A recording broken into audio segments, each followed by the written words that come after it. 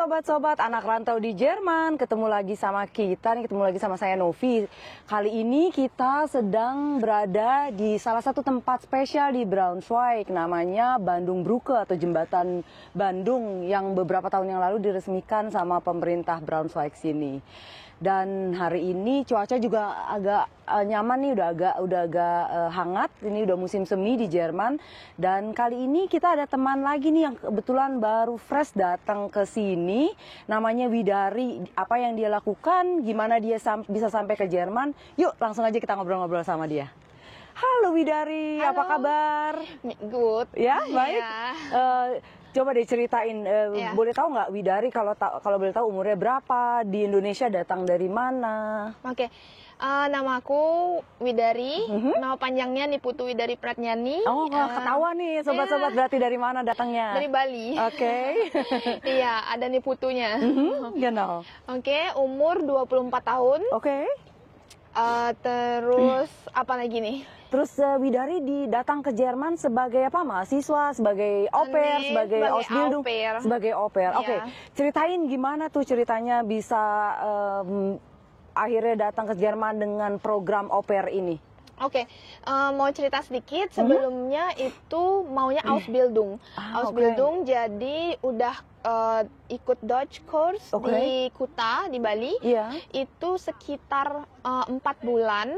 Jadi 4 bulan Dutch course, terus udah lulus, udah sempet juga ikut B1 Prüfung, terus cuman satu yang belum lulus lesson, tapi yang 3-nya udah lulus semua. Terus mau lanjut ke Ausbildung, cuman karena terkendala di sana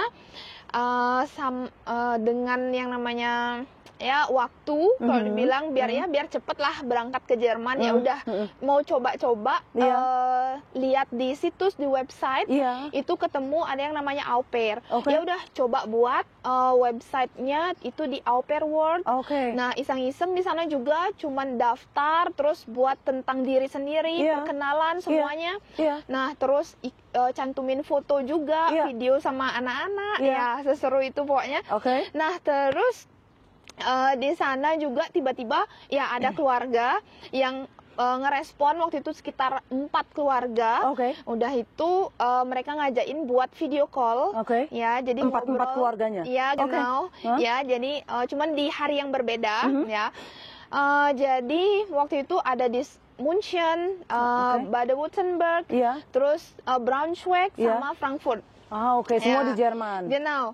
Terus karena waktu itu ketemu sama keluarga ini yang di Braunschweig, ya kenapa nggak tahu sih kenapa milih keluarga ini, karena klik aja gitu, feeling aja gitu.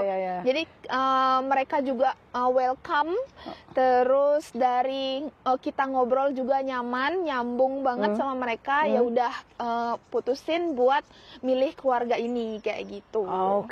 Terus Au Pair World itu setahu aku kan nggak harus negara Jerman ya, bisa seluruh dunia. Iya, benar. Dan memilih Jerman, kenapa waktu itu? Kenapa milih Jerman? Karena pengen aja sih ya, karena ngelihat dari aku penggemar beratnya B.J. Habibie. B.J. Habibie itu dia alumni Jerman. Ya, benar. Jadi dia di Jerman, dia ya kan. Ya pengen karena ngelihat kultur dari Jermannya, terus bahasanya yang dibilang susah, tapi kayak buat tantangan buat aku gitu. Ya udah aku pengen coba gitu di Jerman. Jadi memutusin buat di Jerman. Jadi kamu nih dalam 4 bulan waktu itu harus menyelesaikan bahasa Jerman dan sudah selesai level B1. Iya. Dan itu memang level B1 itu yang dibutuhkan untuk menjadi au pair atau enggak? Itu buat Ausbildung sebenarnya. Kalau misalkan au pairnya sendiri itu sebenarnya dari A1 sudah bisa. Buat persyaratan buat visa. Ya. Terus kemarin kan udah ngobrol-ngobrol nih, video conference sama keluarga-keluarga, 4 keluarga katanya. Terus yang cocok sama keluarga yang di Braunschweig. Terus proses selanjutnya apa setelah aku maunya sama keluarga yang di Braunschweig nih, kamu terus tulis email kah ke Au Pair World bilang keluarga ini yang mau aku pilih gitu atau gimana? Itu jadi karena aku nggak pakai agent, aku pakai mandiri semuanya. Jadi aku ngurusnya itu langsung direct by keluarga gas family aku yang di sini. Jadi mereka semua di sini siapin tentang fair truck, terus dari kalau dibilang paspornya mereka, KTP-nya mereka di sini, ya kan, mereka kirim ke aku di Indonesia, di Bali, itu by post. Terus dari sana aku juga siapin dari ada berkas-berkasnya juga dari persyaratan visa, ya kan, dari sana. Jadi dari sana aku siapin semuanya. Itu kalau nggak salah jangka waktunya 1 bulan, aku langsung buat termin, buat visanya. Jadi buat terminnya itu aku perlu waktu 1 bulan, ada balasannya. Jadi terminnya itu di tanggal 1 November tahun lalu. Terus aku dapat setelah interview visa itu dalam jangka waktu kalau nggak salah 13 hari aku udah keterima. Jadi aku dapat email dari kedutaan Jerman di Jakarta ya? Iya benar. Jadi aku lolos interview visanya itu gitu. Jadi ya udah. Setelah itu beli tiket? Beli tiket, bener. Jadi beli tiketnya itu aku di bulan Desember. Berangkatnya itu di bulan Januari akhir, tanggal 27. Buat sobat-sobat yang nggak tahu apa itu Vertrag, buat sobat-sobat anak rantau di Jerman Jakarta, Vertrag itu artinya kontrak. Jadi kontrak kesepakatan antara kamu dan si gas family, yang isinya mungkin tanggung jawab kamu, tugas-tugas kamu di sini. Boleh diceritain lebih lanjut tugas-tugas seorang au pair itu apa ya? Tugas itu sebenarnya cuma nemenin anak. Ya kan? Kebetulan gas family aku itu dia punya 3 anak, umur 7 tahun, 5 tahun, dan yang terakhir itu yang paling kecil umur 3 tahun. Nah, jadi nggak banyak tugasku, cuman pagi, tisdeken, ya kan, terus siapin sarapan. Habis itu orang tuanya, maminya yang nganterin ke sekolah, yaudah aku free sampai jam 3 sore, jam 3 sore itu mereka balik pulang, aku main sama mereka, nemenin mereka main, terus sampai jam 5 sore, makan bareng, makan malam bareng, sama mereka, terus siapin slafanzug, slafanzug pejama buat baju tidur, terus udah deh, itu aja tugasku, jadi setelah itu free. Sebenarnya nggak susah ya kalau dilihat gitu. Jadi kamu nggak harus mandiin anak, nggak harus kalau masih ada bayi nggak harus gantiin popok segala macam gitu. Apa itu kayak gitu itu kamu ada kayak komunikasi dengan au pair lain nggak? Itu untung-untungan, beda-beda keluarga, mungkin beda-beda tugas, atau itu standar pekerjaan seorang jadi standar kerjanya au pair itu per hari 6 jam sebenarnya. Terus kalau liburnya per minggu itu ada 2 hari, 1,5 sampai 2 hari itu. Terus kalau misalkan kontak sama au pair lain itu ada, jadi aku sempat kontak juga sama mereka. Ada yang dari Indonesia, ada yang dari Vietnam, banyak negara. Buat belajar dan tanya pengalaman mereka. Terus mereka kurang lebih juga sama. Jadi ada yang mereka ikut kayak bantuin nidurin anaknya pas malam, ya kan. Cuman kalau aku sendiri, gas family aku itu mereka yang tidurin. Kadang-kadang paling itu jarang banget ya mereka makan dinner di luar sama keluarga besar kayak gitu. Itu baru aku yang bantuin kayak nidurin mereka gitu. Itu jarang banget sih. Terus jadi kamu ini tinggal di keluarga itu atau kamu datang pagi ke keluarga itu malam pulang atau? Ya, aku tinggal sama mereka. Tinggal sama mereka, Kalau tinggal sama mereka, kalau au pair itu dapat gaji nggak sih? Itu bukan gaji sih, lebih ke Taschengeld. Uang saku. Ya, uang saku. Jadi uang saku itu dapat 280 euro per bulan. Per bulannya itu kalau aku tiket bus, kereta itu juga mereka yang nanggung, terus makan juga mereka gitu. Jadi 280 euro sebulan itu buat Ya, privat buat kamu, misalnya mau ada senang-senang, mau kapan-kapan mau nonton bioskop atau mau ketemu teman makan di luar gitu. Oke.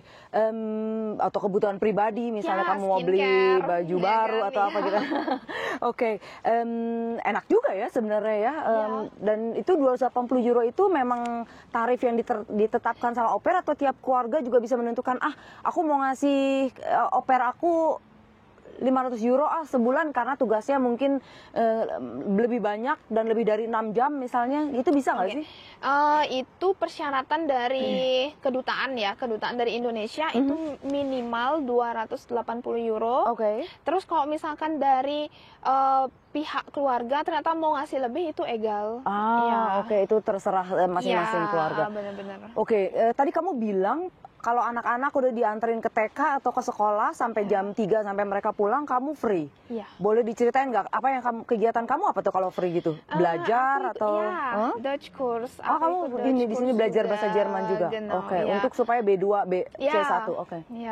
Itu. Jadi aku memperdalam lagi bahasa Jermannya karena dem au pair, aku pengen lanjutin ke Ausbildung atau aku mau cari yang namanya kerjaan langsung. Karena aku di Indonesia juga tamatan S1 manajemen gitu. Jadi aku di sini mau anerkennung lagi ijazah aku. Terus kalau misalkan ternyata ya hasilnya itu bagus dari anerkennungnya, aku bisa apply langsung kerjaan gitu. Oke. Tadi kamu bilang dari guest family itu fasilitas apa? Tiket transportasi, kamar, dan makan. Makan itu kamu sesuka kamu misalnya? Sesuka aku.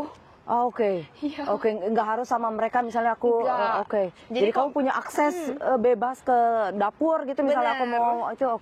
Dan semua boleh dipakai, misalnya ada biskuit yang kamu, aku pengen biskuit ini, aku pengen minum kakao gitu, boleh ya? Wow, ini juga ya, enak juga ya. Terus pas anak-anak udah pulang nih, jam 3 tadi kamu bilang ya, kamu main sama mereka itu kamu harus setiap hari itu setidaknya kayak meminta persetujuan sama keluarga nggak? Hari ini aku mau main di taman di sini misalnya di Burger Park ini, atau aku mau main di rumah aja, atau aku mau ngajak anak-anak ke kolam renang gitu misalnya. Itu kamu gimana ininya? Kalau biasanya dari keluarga aku itu dia terstruktur banget ya orangnya. Jadi kalau hari Senin itu si kakak 2 itu mereka ke omi-opinya. Terus aku di rumah cuman sama yang si kecil. Dan itu pun dia maunya ke Speelplaats gitu. Terus ke taman bermain. Bener, dia bawa rollernya, ya udah aku liatin aja dia main, ya udah kayak gitu ya, penting aku perhatiin dia ya, kayak gitu-gitu aja. Terus kalau biasanya Selasa itu setiap hari mereka udah ada jadwalnya masing-masing. Jadi aku di rumah itu paling sama satu anak.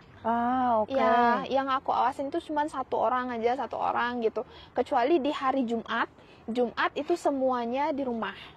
Dan orang tuanya juga di rumah. Karena orang tuanya juga kerja dari rumah, jadi fleksibel ya waktunya. Terus kalau misalnya au pair ini berapa sih periode? Setahun ya? 2 tahun? 3 tahun? Setahun aja? Itu ada minimalnya 6 bulan. Dan maksimal setahun. Terus kamu bakal rencananya mau setahun atau 6 bulan? Setahun. Abis itu baru setelah nanti ijazah dari Indonesia, kalau udah diakui di sini, baru nanti mencoba untuk cari-cari pekerjaan di sini.